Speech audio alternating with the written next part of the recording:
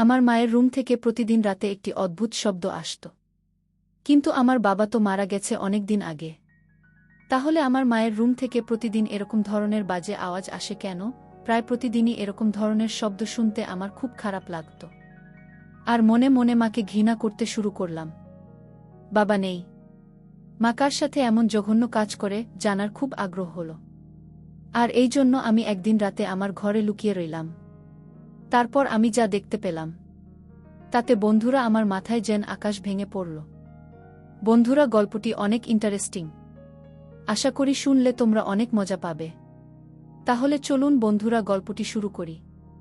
গল্পটি শুরু করার আগে বন্ধুরা, তোমাদের নিকট আমার ছোট্ট একটি অনুরোধ। দয়া করে তোমরা আমার চ্যানেলটি সাবস্ক্রাইব করে আমাকে সাপোর্ট করবে। বন্ধুরা, আমার নাম অনিকা শর্মা, থেকেই আমার ডাকনাম তিথি। সবাই আমাকে দিদি বলে ডাকে। আমার 10 বছর বয়সেই আমার বাবা এই পৃথিবী ছেড়ে চলে যান। বাবা কোনো একটা কাজে কলকাতায় গিয়েছিল।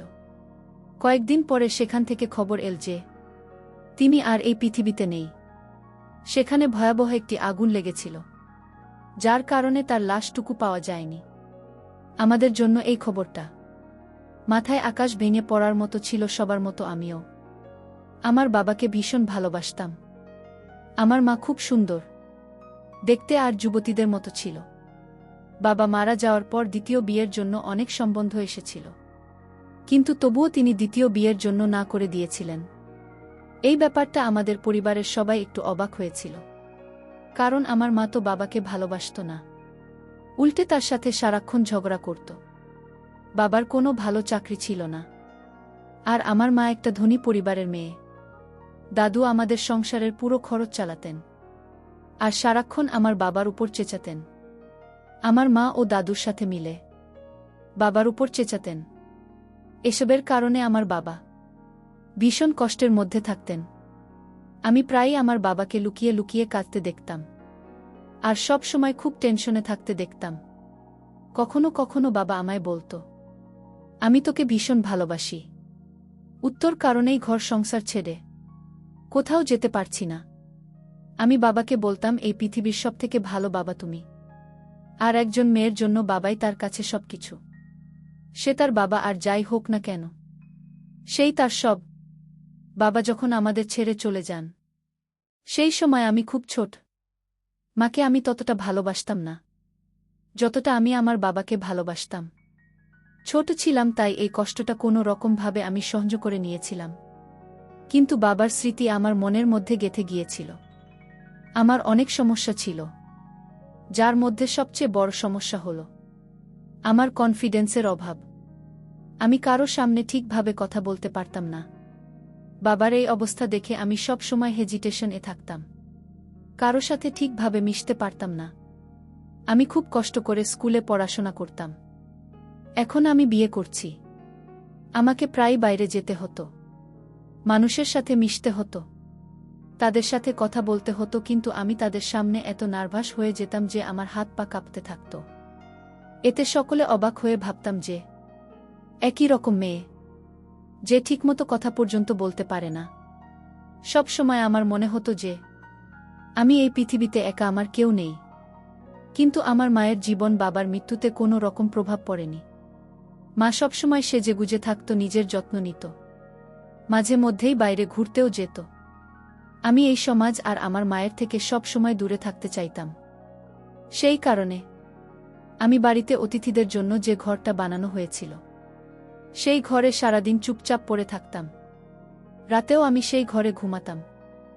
ঘরটা ছিল আমাদের মূল ঘর থেকে একটু দূরে, যা একেবারে নীরব ছিল। সেই ঘরের ছাদটা খারাপ হয়ে গিয়েছিল, যে কারণে বর্ষার সময় ঘরের ছাদ দিয়ে জল পড়ত। তাই একদিন আমার মা বলল যে আমি যেন ঘর ছেড়ে বাড়ির ভিতরে চলে আসি, কারণ বাড়িতে অনেক ঘর ফাঁকা আছে। তাই আমার বাইরে থাকার কোনো দরকার নেই। আমি ভিতরে আসতে চাইছিলাম না, কিন্তু বৃষ্টি হলে ঘরে জল পড়ে, এই একটা সমস্যার কারণে আমাকে ভিতরে আসতে হলো। আমার ঘরের সামনে যে ঘরটা, সেটাতে আমার মা থাকত। আমার ঘর থেকে মায়ের ঘরের জানালা পরিষ্কারভাবে দেখা যায়। ছোটবেলায় আমিও বাবা মায়ের সাথে ঘরে থাকতাম, কিন্তু বাবা মারা যাওয়ার পরে এই ঘরে আসলে তার কথা মনে পড়ত। সেই কারণে আমি ঘর ছেড়ে বাইরের ঘরে থাকতাম। বাবার মৃত্যুর পরে আমি পুরো ডিপ্রেশনে ছিলাম। সেই কারণে আমি ডাক্তারের কাছে চেক আপ করাতে যেতাম। ডক্টর আমাকে এটাই বলতো যে তুমি তোমার বাবার মৃত্যুতে হৃদয়ের গভীর আঘাত পেয়েছ, যা তোমার ভিতরে আতঙ্ক তৈরি করে এবং এর ফলে তোমার অবস্থা আরও খারাপ হয়ে যেতে পারে। এই কারণে তোমার শরীর খারাপ হচ্ছে। কিন্তু তোমাকে নিজের উপর নিয়ন্ত্রণ আনতে হবে। কেননা সে তো এই পৃথিবীতে নেই। তোমাকে মানুষের সাথে মিশতে হবে, কথা বলতে হবে। কিন্তু তুমি যদি নিজের উপর কন্ট্রোল না রাখতে পারো, তবে তুমি মানুষের সাথে মিশবে কিভাবে? আর তুমি কি বা হবে কিভাবে? আমি নিজেই নিজেকে নিয়ে ভীষণ চিন্তায় থাকতাম। আমার বয়স এখন 20 বছর। আইন অনুযায়ী 18 বছর বয়সে আমি সাবালিকা হয়ে গেছি। কিন্তু আমি নিজের কাজ নিজে করতে পারতাম না। তবে এখন আমাকে নিজের কাজ নিজেই করতে হবে। নিজের ভালো মন্দের চিন্তা নিজেকেই করতে হবে। এমনিতেও মায়ের উপর আমি খুব একটা ভরসা করি না। বাড়ির ভিতরে আসার পর থেকে আমি একটা অদ্ভুত ব্যাপার লক্ষ্য করেছি যে প্রতিদিন আমার মনে হয় মায়ের ঘরে কেউ একজন আসে। প্রথম রাতে ভেবেছিলাম এটা আমার মনের ভুল, কারণ এই সময় মায়ের ঘরে কে থাকবে, তাই আমি এই ব্যাপারটার দিকে তেমন একটা গুরুত্ব দিলাম না। কিন্তু দ্বিতীয় রাতেও আমি নিজের কানে কোনো পুরুষের গলার আওয়াজ শুনতে পেলাম। যখন আমার ঘর থেকে বেরিয়ে মায়ের ঘরের কাছে গিয়ে দেখলাম তার ঘরে আলো জ্বলছে। এর মানে হলো আমার মা জেগে আছে। এরপরে আমি মায়ের ঘরের দরজায় টোকা দিলাম। কিছুক্ষণ পরেই মা এমনভাবে বাইরে বেরিয়ে এল, যেন মনে হচ্ছে তিনি সবেমাত্র ঘুম থেকে উঠে এসেছে। অথচ তার মুখের দিকে ভালো করে লক্ষ্য করে দেখেন, মনে হলো না যে তিনি ঘুমাচ্ছিলেন। আমি বললাম, তুমি যে ছিলে? মা বলল যে, তুই এটা জিজ্ঞেস করার জন্য আমাকে ঘুম থেকে উঠে আলি, আমার ঘুমটা নষ্ট করলি। এটা তোমার ঠিক হয় নাই। আমি বললাম, মা, আমার ঘুম আসছিল না, তাই জেগেছিলাম। তোমার ঘর থেকে একটা আওয়াজ শুনতে পেয়েছিলাম, তাই তো তোমাকে ডাকলাম। আমার কথা শুনে আমার মা বলল, তুই পাগল হয়ে যাসনি তো? কি সব ফালতু কথা বলছিস? আমি বললাম, তাহলে হয়তো তুমি ঘুমানোর সময় টিভিটা অফ করতে ভুলে গিয়েছিলেন, তাই আমি হয়তো তারই আওয়াজ শুনেছি। আর তুমি ঘুম থেকে উঠে এক্ষুনি টিভি বন্ধ করে বাইরে এলে আমার কথা শুনে আমার মা রেগে গেলেন। এদিকে মুখ ফসকে যা বলে ফেলেছি, তাতে আমি লজ্জায় পড়ে গেলাম। মায়ের রাগ করা স্বাভাবিক, কারণ তার সঙ্গে আমার এভাবে কথা বলা উচিত হয়নি। যাই হোক, আমি মায়ের কাছে ক্ষমা চেয়ে নিলাম আর বললাম আর এরকম হবে না। কাজের জন্য বেরিয়ে গেল। তারপর সুযোগ বুঝে আমি মায়ের ঘরে গেলাম মায়ের সাথে রাতের বেলা। এইভাবে কথা বলা আমার উচিত হয়নি। তাই মনে মনে ভাবলাম, আমি যদি মায়ের ঘরটা সুন্দর করে পরিষ্কার করি তাহলে মা খুশি হয়ে যাবে। এভাবে মায়ের ঘর পরিষ্কার করতে শুরু করলাম। প্রতিদিন যেভাবে ঘর পরিষ্কার করা হয়, আমি সেভাবে মায়ের ঘর পরিষ্কার না করে ঘরটাকে খুব সুন্দর করে পরিষ্কার করতে চেয়েছিলাম। আমি সবেমাত্র ঘর পরিষ্কার করা শুরু করেছি, এমন সময় আমার হাতে এমন একটা জিনিস পেলাম যে তার সাথে মেয়েদের কোনো সম্পর্কই নেই। এটা শুধুমাত্র ছেলেরাই ব্যবহার করে। সত্যি বলতে কি, এটা বিবাহিত ছেলেরা ব্যবহার করে। আর তা আমার মায়ের ঘরে, তাও তার বিছানার তোশকের নিচে। আমি খুব অবাক হয়ে গিয়েছিলাম, কিন্তু আমি এ ব্যাপারে আমার মাকে জিজ্ঞেসও করতে পারব না, কারণ জিনিসটা দেখে আমার লজ্জা লাগছিল। কিন্তু এই জিনিসটা মায়ের ঘরে কিভাবে এলো, আমি খুব চিন্তা করতাম। হঠাৎ আমি বাড়ির বাইরের দরজায় যেন আওয়াজ পেলাম। আমি ভাবলাম হয়তো মা এসে পড়েছে, তাই ঘর পরিষ্কার না করে আমি তাড়াতাড়ি করে আমার ঘরে চলে এলাম। এরপরে আমি ঘর পরিষ্কার করার ব্যাপারটা আমার মাথা থেকে বের করে দিলাম। কয়েকদিন পরে আমি আমার মায়ের একটা সত্যি জানতে পারলাম। সেটা হলো, আমার মায়ের ঘরে টিভি তো আছে, কিন্তু সেটা খারাপ চলত না। এই খবরটা আমাকে আমাদের বাড়ির চাকরানির বলেছিল। সে সপ্তাহে মাত্র একদিন করে কাজে আসত। সে আমাকে বলল যে এই টিভিটা তো অনেকদিন ধরে খারাপ হয়ে পড়ে আছে। তোমার মা টিভির মেকানিককে ডেকে দেখিয়েছিলেন, কিন্তু সে বলেছে যে এই টিভি ঠিক করতে অনেক টাকা খরচ হবে, তাই তোমার মা আর টিভিটা ঠিক করেননি। তিনি তো আমায় বলেছিলেন যে তুমি টিভিটা নিয়ে যাও, যদি ঠিক করতে পারো তাহলে তোমার বাচ্চারা দেখতে পারবে। আমি তাকে বলেছিলাম যে আমার বরকে বলব টিভিটা নিয়ে যেতে। আমি আমার বরকে কয়েকবার বলেছিলাম টিভিটা নিয়ে যেতে, কিন্তু আমার বর টিভিটা নিতে এলি না। সে একেবারে কুকুরের বাচ্চা মতো, কোনো কাজ করতে চাই না। চাকরানি তো তার নিজের সংসারের সমস্যা নিয়ে বিভিন্ন কথা বলতে শুরু করে দিল, কিন্তু আমার ধ্যান অন্য জায়গায় পড়েছিল। যদি টিভি খারাপই হয়, তাহলে তো আমার মা কি সেই রাতে টিভি চালায়নি? তাহলে মায়ের ঘর থেকে কিভাবে পুরুষ মানুষের গলার আওয়াজ আসছিল? তাহলে কি মা আমাকে মিথ্যে বলেছিল? আমি তো ছোটবেলা থেকেই বাড়িতে আছি, যদি অনেকগুলো বছর বাইরের ঘরে কাটিয়েছি, কিন্তু এ ব্যাপারে কিছুই টের পাইনি। যখন আমি ভিতরের বাড়িতে এলাম, তখন এই সমস্ত জিনিস আমি জানতে পারলাম। আগে আমি বাইরে যে ঘরটায় থাকতাম, সেটা বেশ ছোট ছিল। সেখানে বাথরুমটা বাড়ির বাইরে, অনেকটা পিছনের দিকে।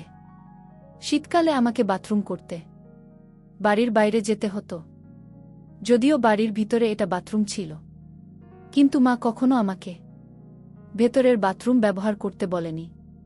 মা কখনো আমাকে বলেনি যে এই শীতের রাতে বাথরুমের জন্য তোর বাড়ির বাইরে যাওয়া ঠিক না, সর্দি কাশি লেগে যেতে পারে বা অন্য কিছু হয়ে যেতে পারে। যদিও আমি তার একমাত্র মেয়ে, এখন তো বাইরের ঘরটা ভেঙে পড়েছে, তাই বাধ্য হয়ে মা আমাকে ভিতরে ডেকেছে। এই বাড়িটা আমার দাদুর ছিল। বাড়িটা বহু পুরনো, যার একটা অংশ জানি না কিভাবে অন্য একজন কবজা করে নিজের নামে করে নিয়েছিল। বাকি অংশটা আমাদের ছিল। বাড়িটা অনেক বছরের পুরনো, ইংরেজ আমলের। নতুন কেউ বাড়িটা দেখলে হতবাক হয়ে তাকিয়ে থাকত আর বলতো, আমাদের একবার ভিতরে যেতে দাও, আমরা ঘরের ভিতরটা দেখতে চাই। কিন্তু আমি যেহেতু ছোটবেলা থেকেই বাড়িটা দেখছি, তাই আমার এই বাড়ির প্রতি খুব একটা মোহ নেই। আমার দাদু এই পৃথিবী থেকে অনেক আগেই চলে গিয়েছিল, কিন্তু তিনি ভালোই সম্পদ রেখে গিয়েছিলেন, যা দিয়ে আমাদের সংসারের খরচ খুব ভালোভাবে চলে যেত। মা বাড়িতে চাকরানি রেখেছিলেন। একদিন আমার মা আমাকে বলল যে, তুই একটা অলস মেয়ে, সারাদিন শুয়ে বসে দিন পার করছিস, এখন এখানে এসে আমার চুলের রং লাগিয়ে দেয়। আমি মাঝে মাঝে অবাক হয়ে এটাই ভাবতাম যে এই বয়সে আমার মা সেজেগুজে কাকে দেখতে চায়। এত বছর ধরে বিধবা থাকার পরেও আমার মা সবসময় সেজে গুজে থাকতেন। তার এই বাহারি সাজ দেখে তাকে আমার একদম ভাল লাগত না। তিনি এমনভাবে সেজে থাকতেন যেন তিনি সদবা। একবার তো পুজোতে মাকে হাতের মেহেন্দিও করতে দেখেছি, কিন্তু কোনো বুধবার তো ইচ্ছাই করার কথা না এসব করার। আর যখন তার স্বামী বেঁচে নেই, তখন মেহেন্দি পরে তিনি কাকে দেখাবেন? আমার মা সেই সমস্ত কিছুই করতেন যা কিনা একজন সদবা মহিলা করেন। নিজের খুব যত্ন নিত। আর একবার যখন মায়ের চুল সাদা হতে লাগল, তখন তো তিনি চুলে কালারও করলেন, সাথে মেহেন্দি ও লাগালেন, ভালো গা রঙের শাড়ি পরতেন, নিজের হাত পায়ের নখে নেলপালিশ লাগাতেন। আমি একটা অবিবাহিত মেয়ে হয়েও নিজেকে এত খেয়াল রাখতাম না যতটা আমার মা নিজের খেয়াল রাখতেন। আমি শুনেছিলাম আমার মা আর বাবা প্রেম করে বিয়ে করেছিলেন, তাই তো ভালোবাসার টানে বড় লোকের মেয়ে আমার মা আমার গরিব বাবাকে বিয়ে করেছিলেন। না হলে দাদু এই সব বন্ধ কোনোদিনও মেনে নিতেন না। তিনি আগে সেনাবাহিনীতে ছিলেন এবং ভীষণ শক্ত মনের মানুষ ছিলেন। রাতে আবারও মায়ের ঘর থেকে আওয়াজ আসছিল। আমি কান লাগিয়ে শোনার চেষ্টা করলাম, এটা কিসের আওয়াজ? কিছুক্ষণ শোনার পরে আমার যেন মনে হল কোনো পুরুষ মানুষ কথা বলছে, আর আমার মা তার কথা শুনে হাসছিল আর লজ্জা পাচ্ছিল। কথা শুনে মনে হচ্ছিল যে লোকটা আমার মায়ের খুব প্রশংসা করছে, আর এতে আমার মা লজ্জা পাচ্ছে। আমি শিওর যে ভিতরে কোনো পুরুষ মানুষ আছে। যাই হোক, চুপ করে ঘরে এসে শুয়ে পড়লাম। কয়েকদিন পরে আমার বাবার বাৎসরিক কাজ। প্রথম থেকেই বাবার বাৎসরিক কাজের দিন আমার মন ভার হয়ে থাকত। মনে হতো যেন আজকে উনি আমাদের ছেড়ে এই দুনিয়া থেকে চলে গেছেন। বাবার বাৎসরিকের দিন সকালে দেখলাম মা সেজেগুজে বাইরে বেরিয়ে এল। মাকে সেদিন খুব রোমান্টিক মনে হলো। আমি মাকে বললাম, আজকের দিনে অন্তত সাদা কাপড় পরে আসতে পারতে। শুনেছি বিদ্যা সেজে গুজে থাকলে তাদের স্বামীর আত্মা কষ্ট পায়। মা বল, কি বলতে চাইছিস তুই? আমি বললাম, বাবা, রাজ বাৎসরিক কাজ, তাই আজকের দিনটা অন্তত নর্মাল ভাবে থাকো।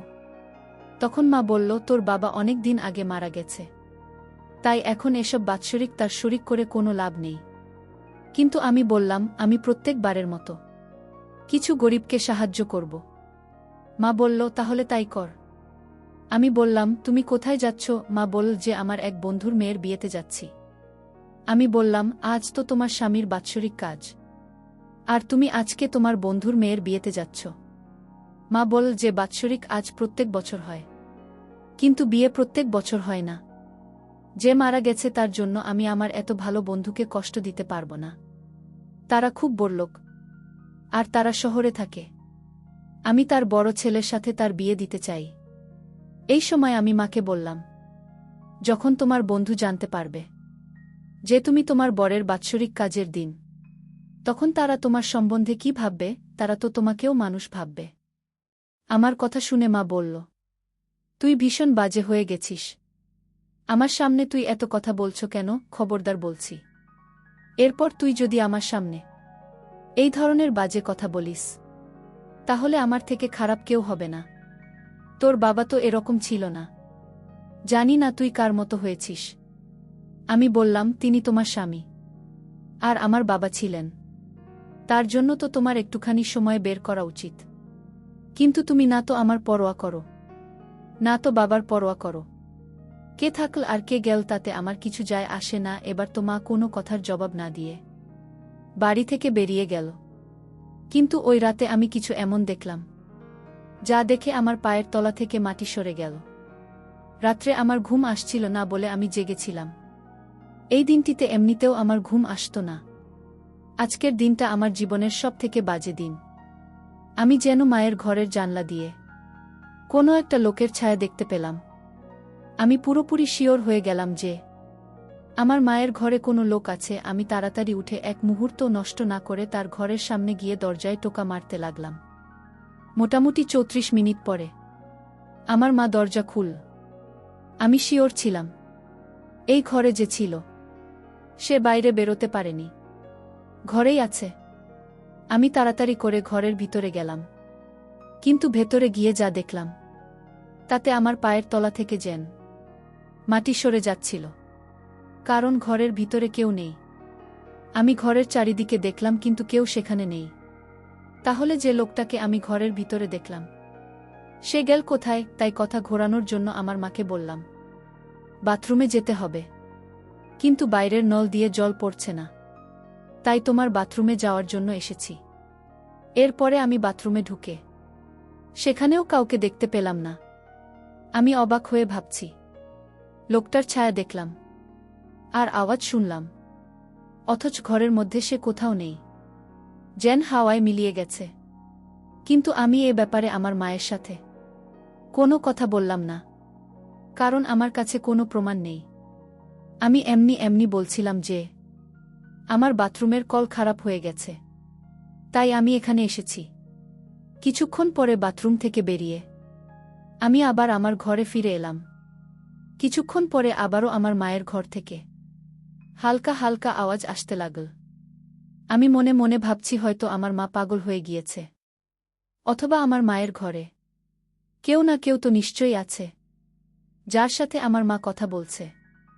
কোনো একটা ব্যাপার তো নিশ্চয়ই আছে, আর তা না হলে ওই ঘরের মধ্যে কোনো ভূতপ্রেত আছে যে আমাকে দেখলে অদৃশ্য হয়ে যায়, কেননা কোনো মানুষের পক্ষে এত তাড়াতাড়ি ঘর থেকে বেরিয়ে যাওয়া সম্ভব না। আর বেরোবেই বা কোথা দিয়ে? ঘরের দরজা দিয়ে যেতে পারবে না, কারণ আমি দরজা দিয়ে ঢুকেছি। আর জানলা দিয়েও যেতে পারবে না, কারণ জানলা ছিল খুবই ছোট। এসব চিন্তা করতে করতে আমার মাথায় প্রচুর যন্ত্রণা হতে শুরু করল, আর আমি এসব কথা কাউকে বলতে পারছিলাম না। এতদিন আমি চিন্তায় ছিলাম এটা ভেবে যে কেন আমার মা এতদিন বিয়ে করেননি, আর বিয়ে না করেও তিনি সবসময় এত খুশি থাকেন। কি করে? আমি এতদিন ভাবতাম আমার মা বুঝি এখনও বাবাকে খুব ভালোবাসেন, সেজন্য আমার মা অন্য কোনো পুরুষকে বিয়ে করেনি। কিন্তু এখন তো বুঝতে পারছি যে নিশ্চয়ই আমার মায়ের অন্য কোনো ব্যাপার আছে। তার জীবনেও হয়তো কেউ আছে, আর সে হয়তো আমার মায়ের সাথে খুব বাজে কাজ করে। না হলে সে রাতের বেলা ঘরের মধ্যে কি করে? আমার প্রমাণ দরকার। কেননা আমি আমার মাকে বোঝাতে চাই যে আমি এখন আর বাচ্চা নই, আমি সমস্ত কিছু বুঝতে পারি। আর যার বিবাহযোগ্য মেয়ে আছে তার এসব মানায় না। যদি এমনটা সত্যি হয়, তাহলে আমি আর এখানে থাকতাম না, এখান থেকে অন্য কোথাও চলে যেতাম। কেননা আমি এভাবে এখানে থাকতে পারবো না। এসব চিন্তাতেই রাতে আমার ঘুম আসতো না। মায়ের ঘরের রহস্য জানার জন্য আমাকে একটা প্ল্যান বানাতে হবে। আমি মায়ের ঘরে যেতে পারতাম না, তাই আমাকে বুদ্ধি খাটিয়ে এমন একটা প্ল্যান বানাতে হবে যাতে ভুলের কোনো সম্ভাবনা না থাকে। শেষ পর্যন্ত আমার মাথায় এমন একটা প্ল্যান এসে গেল যে তাতে ভুল হওয়ার কোনো সম্ভাবনা নেই। কিন্তু যদি আমি ধরা পড়ে যাই, আর আমি যেটা ভাবছি সেটা যদি না হয়, তবে আমি আমার মায়ের চোখে চিরদিনের জন্য ছোট হয়ে যাব। কিন্তু অন্ততপক্ষে আমি সত্যিটা তো জানতে পারব। আর এমনিতে আমি শিওর ছিলাম যে মায়ের চোখে আমি ছোট হব না, বরং তিনি আমার চোখে চিরদিনের জন্য ছোট হয়ে যাবেন। তাই আমি মনে মনে ভেবে নিয়েছি যে আমাকে কি করতে হবে। বিকেলবেলা আমি আমার মাকে বললাম যে আজ আমি আমার এক বন্ধুর বাড়িতে পড়তে যাব, আর আমি রাতে ওখানে থাকব। আমার মা বলল, ঠিক আছে, খুব ভালো কথা, মন দিয়ে পড়াশুনো করো। মনে হয় আমার মা খুব খুশি হয়েছিল যে আমি রাতে বাড়িতে থাকব না। যাই হোক, আমি বাড়ি থেকে বেরিয়ে গেলাম এবং কিছুক্ষণ পরে মাকে ফোন করে বললাম যে আমি আমার বন্ধুর বাড়িতে চলে এসেছি।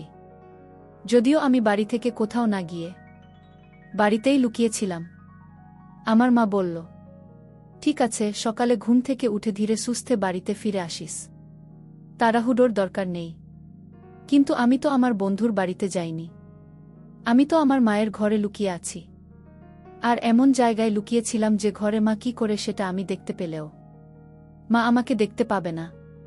কিছুক্ষণ পরে মা ঘরে এসে সাজগোজ শুরু করল। এরপরে ঘরের মধ্যে এমন একটা ঘটনা ঘটল যেটা দেখে আমার পায়ের তলা থেকে মাটি সরে গেল। আমার মা অনেক কষ্টে মেঝেতে কার্পেট সরাল, কেননা কার্পেটটা খুব ভারী।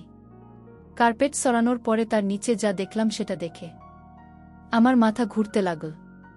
কার্পেটের নিচে একটা দরজা ছিল। আমার মা সে দরজা টেনে খুলল, আর মা দরজা খোলার সাথে সাথে সেখান থেকে একটা লোক বেরিয়ে এল। আর লোকটা বেরিয়ে আসার সাথে সাথেই আমার মা তাকে খুব বাজে আচরণ করতে শুরু করল। এটা দেখে আমার নিঃশ্বাস বন্ধ হয়ে যাওয়ার মতো অবস্থা। আমার যেন মনে হলো যে আমি মাথা ঘুরে পড়ে যাব। কেননা ওই লোকটা আর কেউ না, সে আমার বাবা, যে কিনা অনেক বছর আগে মারা গিয়েছিল। তাহলে আমার বাবা এখনো জীবিত কিভাবে? আমি বাবাকে দেখে হতভম্ব হয়ে বাইরে বেরিয়ে এলাম। তারা দুজনে আমাকে দেখে অবাক হয়ে আমার দিকে তাকিয়ে রইল। আমি থাকতে না পেরে এগিয়ে গিয়ে বাবাকে ধরে খুব কান্নাকাটি করলাম। বাবা আমাকে কিছুক্ষণ আদর করে, তারপর জিজ্ঞেস করল, কেমন আছিস মা? আমি বললাম, বাবা তুমি বেঁচে থাকতেও মরা নাটক কেন করেছিলে? আমার বাবা বলল, সোনা মা, আমরা খুব গরিব ছিলাম, আমাদের কাছে কিছুই ছিল না, কিন্তু আমার একটা জিনিস ছিল, আর সেটা হলো আমার জীবন বীমা, যেটা আমার বাবা বেঁচে থাকতে আমার নামে করেছিলেন। সেই জীবন বীমার টাকা পাওয়ার জন্য এই দুনিয়ার সামনে আমাকে মরে যেতে হয়েছিল। গেলে জীবন বীমা থেকে 1 কোটি পাওয়া যেত। আমার কাছে আর কোনো অপশন ছিল না। তোর দাদুর সব কিছু বিক্রি করে শেষ হয়ে গেছিল। আমরা অনেক অভাবে পড়ে গেছিলাম মা, আমাদের কাছে আর কিছুই ছিল না। তাই তোদের ভালোভাবে রাখার জন্য আমাকে এই নাটকটা করতে হয়। এরপর সকলের সাথে সাথে জীবন বীমা লোকেরাও বিশ্বাস করেছিল যে আমি মরে গিয়েছি, তাই তারা তোমাকে 1 কোটি দিয়ে দেয়। আর আমরা কোনো কাজ না করে সুখের সাথে জীবন উপভোগ করতে থাকলাম। আমি তোর মায়ের কাছে থাকতাম সব সময়, আমাকে কোনো কাজও করতে হয় না। সুমাথি, এই যে দেখ, মাটির নিচে আমার ঘর আছে, টিভি আছে, আমি আনন্দের সঙ্গে জীবন অতিবাহিত করছি। এই একটা বুদ্ধি খাটিয়ে এত টাকা পেলাম, যা আমি সারা জীবন কাজ করে ইনকাম করতে পারতাম না। আমি আমার বাবার দিকে অবাক হয়ে তাকিয়ে রইলাম। আর বললাম, বাবা, তোমার মৃত্যুতে আমি এতটা দুঃখ পেয়েছিলাম যে আমার জীবনটা শেষ হয়ে গেছে। এখন আমি একটা রোগীতে পরিণত হয়েছি। তোমার চিন্তায় আমি প্রায় শেষ হয়ে গেছি। আর তুমি এই ভেবে খুশি থেকেছ যে তুমি খুব বড় দান মেরেছ। কিন্তু তুমি তো এই দুনিয়াতে সবথেকে বড় বোকামি করেছ। আমার বাবা আমাকে বলতে লাগল যে উত্তর ভবিষ্যতের কথা ভেবে আমি এসব করেছি। উত্তর পড়াশোনার সাথে সাথে তোর যাবতীয় খরচ 2 সময় মতোই পেয়েছিস। কোনো দিন কোনো কিছুর অভাব তোকে হতে দিইনি। যদি আমি এসব না করতাম তাহলে আমাদের খেয়ে পরে বেঁচে থাকাই কষ্টকর হতো। আমি আমার বাবাকে অবাক করে দিয়ে বললাম যে বাবা, তুমি আমার জীবনটা নষ্ট করে দিয়েছ। আমার জীবনে অর্থের দরকার ছিল না। আমার দরকার ছিল বাবা, তোমার আদর, তোমার স্নেহ, তোমার ভালোবাসা, তোমার মায়া মমতা। অর্থের মূল্য দিয়ে বাবা তুমি তা বিচার করতে পারবে না। বাবা, তুমি কি আমাকে ফিরিয়ে দিতে পারবে? বাবা, অর্থের মূল্য দিয়ে তুমি কি আমাকে অতীতে যে যন্ত্রণা দিয়েছ সে যন্ত্রণা ফিরিয়ে দিতে পারবে? কখনো পারবে না। তোমার এটা কখনো উচিত হয়নি বাবা। অর্থের মূল্য দিয়ে তুমি আমার জীবনের সুখের মূল্য বিবেচনা করেছ, যার জন্য আমার মাথা এবং মনের অবস্থা পুরোটাই শেষ। না মরেও পৃথিবীতে মরে থাকার মতোই বেঁচে আছি। যায় হোক বাবা, অর্থ দিয়ে তুমি সুখে থেকো, ভালো থেকো। তোমার কাছ থেকে আমি আর কোনো সুখ স্বাচ্ছন্দ্য চাইব না। বন্ধুরা, পরিশেষে আমি বলবো, আমাদের জীবনেও মাঝে মধ্যে এরকম ধরনের কিছু ঘটনা আসে যা কেউ কখনো কল্পনাও করতে পারে না। অনেক সময় অর্থের জন্য মানুষ জীবনের রূপ পাল্টিয়ে দেওয়া, পরিবার, আপনজন সবার কাছ থেকে বিসর্জন দিয়ে জীবনকে ভিন্ন উপায় নিয়ে যায়। তখন সে পরিবার পরিজনের চাইতে নিজের স্বার্থ থাকে বেশি প্রিয় মনে করে। কিন্তু এটা মোটেও উচিত না। আমাদের প্রত্যেকটি কাজ করার পূর্বে আমাদেরকে সবকিছু বিবেচনা করে ভাবা উচিত। বিশেষ করে পরিবার পরিজনদের কথা মাথায় রেখে প্রত্যেকটি কাজ, অর্থাৎ দুর্বিষহ কাজগুলো বিবেচনা করে করা উচিত। বন্ধুরা, আজকে এই পর্যন্তই। আমি লামিয়া আবারও আসব তোমাদের মধ্যে নতুন কোনো ভিডিও নিয়ে। ভিডিওটি যদি তোমাদের ভালো লাগে তাহলে একটি লাইক দাও। প্রতিদিন আমি তোমাদেরকে একটা করে নতুন গল্প উপহার দিব। তাই তোমাদেরকে অনুরোধ করে বলছি, তোমরা যদি এরকম ধরনের ইন্টারেস্টিং গল্প পেতে চাও তাহলে দয়া করে আমার চ্যানেলটি সাবস্ক্রাইব করো। পরিশেষে তোমাদের সকলের সুস্বাস্থ্য কামনা করি। ভিডিওটি দেখার জন্য তোমাদের সকলকে অসংখ্য ধন্যবাদ।